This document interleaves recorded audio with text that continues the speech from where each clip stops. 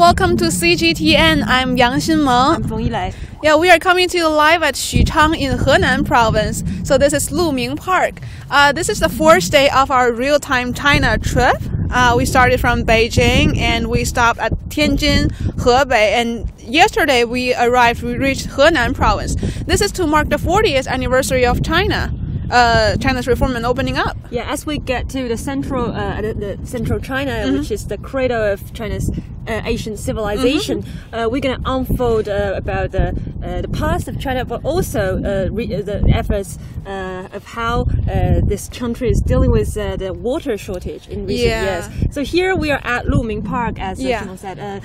This is a beautiful park here, where we get a lovely water view. But can you imagine that this city is one of the most cities that suffered from the lack of water resources? But Xuchang has been named the national eco city last year in 2017. So this actually benefit from a mega project. What is it called? It's called South-to-North Water Transfer Project. Wow, so that project also not only helped Xuchang, but also many cities along the route of the project. And also Luming Park is one of the biggest. How is the lake benefiting from that? Well, speaking of that, we have an expert today to join us, Professor John Gong from University of International Business and Economics. So thank you for being with us. Yeah, it's great to have this experience, to travel all the way from Beijing to here.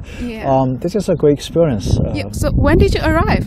I arrived yesterday in Zhengzhou, joined the second leg of this big journey, and we had a lot of fun this morning so far. Well, can you just tell us a little bit about your experience here? Is it different from what you expected? I was told that this area was severely in lack of water for many years. Yeah. As a matter of fact, I was told the water resources per capita is only 1/10 of the average here in China. Right. But of course, this big project, the South-to-North Water Diversion Project, changed everything here, from people's residential usage of water to this lake, and also has an impact on the industrial water usage. The city is in a better position to attract foreign direct investments, and also investment from other places around the country. So the water really changed a lot of things here in this place. If you look at the surface of the water, I was told that they've actually been quite frugal about building this lake. So the water is not very deep, it's pretty shallow, and the surface is actually not very large. Yeah, we can see stones there. Yeah, so. I mean, by China's standard, I mean, it's not a huge lake, but it's not easy to have a lake like this for the residents around this place to enjoy. Do you know when it was built? I think was finished in 2014, I guess, right? I mean, the project was the water diversion project was finished in 2014, almost 11 years. It was started in 2003. After 11 years, finally they got this big project completed, and this lake was the direct benefit of the water diversion project. Yeah. So can you tell us more about the general project? I know it's drawing water from the southern rivers all the way to the northern drier city. Right. The water was diverted away from Yangtze River, starting from a reservoir north of Yangtze River called the Danjiangkou Reservoir, and they got some people moved to make make space for this reservoir, and then starting from reservoir, the water goes all the way north, traversing Henan Province, Hebei Province, Beijing, and Tianjin. These are the four areas that benefited from this big project. And I was told $60 billion was spent on it, right? It's a lot of money. And you can imagine that this is only possible, I think, after the economic progress, after open door policy, after reform, and we are in a financial position to do something like this. And $60 billion is a lot of money, and of course it has impact on people's bills for water bills, right? So I was told that there's a little bit increase in the water bill. It's still very affordable for people around here. So I think it solves a fundamental problem for the economic takeoff. Right. So this project has benefited more than 50 million people in northern China. Yes, yes, yeah. People, total number of people affected. Actually, I think there's over 100 million people. Over 108 million people benefit from this in these four areas. Hebei Province, Henan Province. Henan Province, I don't know if you're aware of this. There's a huge population. The Henan population itself is larger than the population in the entire European Union. That's probably news to you. So a lot of people here. And as you said, it's the cradle of our civilization. So it's a long, long history. The Henan province also was very poor 40 years ago, right? Yeah, right. And I remember when I was a little boy. Are you from here? No, I'm not from here. I remember, I was born up in Shanghai. I remember there were beggars on the streets at that time, 40 years ago, from Henan province. So it was very, very poor. But look at the environment here, right? It's like a typical, local community, for example, in Beijing. Yes, plus we have this beautiful lake. Right. And also, Henan province is a big province of agriculture. So how would this project benefit this place in terms of its industries? Oh, yeah. I want to talk about this. Now, even though they have water now, I think they're still very frugal on water consumption for agricultural purpose. I was told they have an irrigation system that saves a lot of water. They have the drip irrigation system. They have controlled irrigation.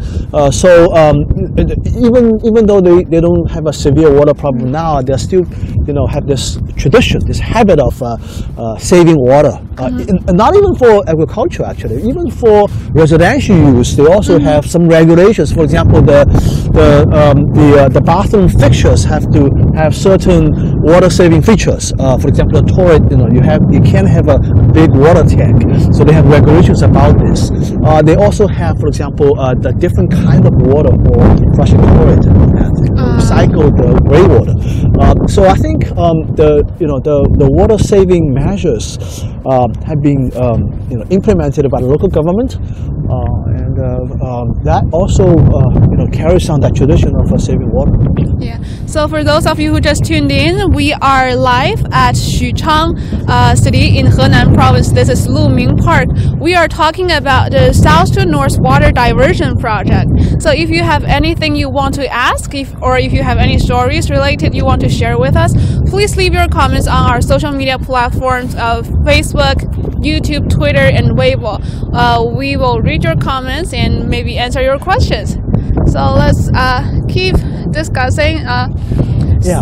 We heard that Henan Province is on the central route of the project, and it takes about 40% of water was diverted. Right. I'm not surprised at all. I mean, this province has a huge population, right? So it's also a very important agricultural city. Actually, Henan province is also becoming an industrial province as well. There's a lot of manufacturing here in this province. So water is very critical for agriculture as well as for manufacturing. So I think, with this big hurdle resolved, I think the city stands to benefit from a lot from this and continue to grow. It's a great place. Look at these buildings. The environment here is very quiet. The water is very clean, actually, right? It doesn't give me the impression that the typical Yellow River water is kind of a little bit muddy, but this water is crystal clean here. I won't mind living here, actually. It's very beautiful. And also, as a result of the project, the underground water level has started to rise in many areas. Oh yeah, that's right. From Right. Yeah, so they actually stopped a lot of underground water usage, to be replaced by the water diverted away from the Yangtze River. So this helps improving the local ecological system and makes improves our environment and makes the place more beautiful. Yeah. So I heard this project takes over 50 years from the proposal to implement. Oh yeah, that's right. It's expected to take another 50 years to construct. Well, interestingly, the project was first founded by Chairman Mao in the 1950s, right? So at the time, a project like this probably is a big challenge from both a financial perspective as well as from engineering perspective, and but after our economy is taken off as a result of the open door policy, as a result of the reform policy, we are in a better position. Our technology has improved a lot, and also our financial wallet has been fattened a lot. So we're now in a position to do something like this. I also want to point out that China is really famous and noted for its engineering prowess, especially in terms of building mega projects like this. And we have the world's longest bridge in China. We have the tallest building in China. Yeah. We have the biggest dam in China. Exactly. All these engineering wonders have been taking place here in this place, in this beautiful country. And so I think this water diversion project is just one of them. So very glad to see those things happening. At the same time, it's not just a matter of, as you said, the economic or financial or engineering capability. There are also controversies regarding the environmental issues. Like some people may think, or may wonder whether the construction of such a mega project will influence the environmental condition in the region. What do you think? Well, I mean, I'm pretty sure that the project has gone through numerous rounds of environmental assessments. I mean, we're talking about 30, 40 years of validation, 30, 40 years of study. I'm pretty sure there got to be rounds and rounds of environmental impact. I mean, we're talking about a project as long as covering a large part of the country. So there got to be some environmental studies to look into this. And so far, I haven't read any report that it has an adverse impact on the environment, on ecology. So I think we're okay. I think we don't have a major problem here. Yeah. So there are 3 canal systems in total in this project, right? And there's another very important project called Dujiangyan. It's also related. In Chengdu, yeah. That was actually even earlier. I mean, that was a very ancient irrigation project. Right. I think it was started in the Qing dynasty, I think, right? So this has got to be more than 1,000 years ago.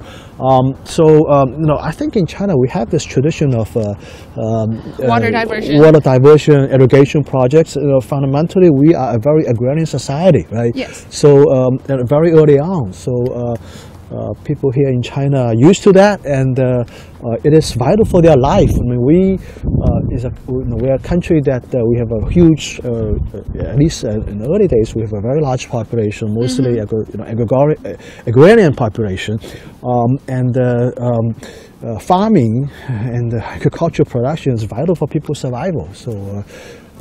It's not surprising that we start to develop these things at a very early time, and now we're still doing this today. Well, come back to where we are. And this is our bus, right? Yeah, that's our bus. Yeah, that's the famous CGTN real-time CGTN caravan, as we can see. So we can see here they're setting up the cameras, the lights. So we are about to do a live show here, a live cross for TV. And Professor John, you are also going to do the live show.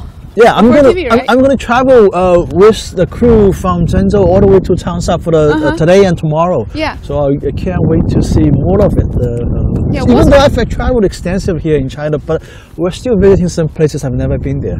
So very excited about seeing more things here. How many? Is this your first live streaming during the trip, or did you do other shows this morning? I started this morning actually. I arrived in Zhengzhou last night, and I joined the second leg of this journey. And we've done some shows in the morning, and we'll continue to do some more. As we get back to our bus. It's a little bit cold here, I guess. Yeah. It's bitterly cold. So I guess that's pretty much it for Luming Park. We are in Xuchang in Henan Province. This is real-time China. We are presenting you a panoramic view of China to show you what is really happening in China. This is to mark the 40th anniversary of China's reform and opening up. So what's our next stop? I think as we... Xinmeng, I think it's Xinmeng, still in Henan I've never Province. been to that city. No, I'd me love neither. to see more of that. Yeah, I'm excited about it. So stay tuned with us, and we'll show you more about Xinmeng. And also tomorrow we are going to Wuhan in Hubei Province. So just follow CGTN on all the social media platforms, including Facebook, Twitter, YouTube, Weibo. Find us on the road. Yeah, we'll show you a real-time China. And we'll see you at our next stop. Bye bye. See you at the next stop. Bye bye.